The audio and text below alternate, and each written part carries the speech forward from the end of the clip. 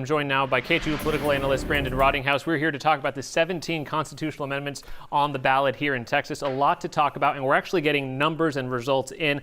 We want to focus in on the big ones that really will impact you guys at home. So let's start with Prop 13. Walk us through what this one does for the average homeowner. In effect, what it does is to give people a tax break, and not surprisingly, people seem to like that. It increases the homestead exemption to $140,000. So most people are going to see between $400 and $500 in terms of taxation relief, and this is a hallmark and really the kind of bumper sticker slogan for the GOP for the last decade. With only 10% of the vote in, it's early, but this type of lead isn't going to go anywhere. This likely to pass overwhelmingly. You're seeing now 83% of the vote to 17% against.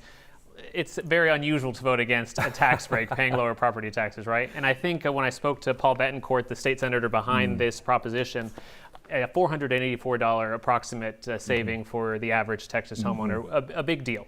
It's a big deal, and the GOP has been trying to find ways to reduce the tax burden on people. It's hard because of the way the system works in Texas, so this will definitely be kind of a welcome for a lot of people, but there's a catch. The catch is that the state has to pay the school districts to make that money whole, so it's on the hook for about maybe $3 to $4 billion in terms of general revenue fund that's going to have to go into the school district. So somebody's going to have to pay for all this, but homeowners are going to get a little bit of a break if this passes. Hand in hand with this one is Prop 11. Let's talk about that one. We have results coming in for Prop 11.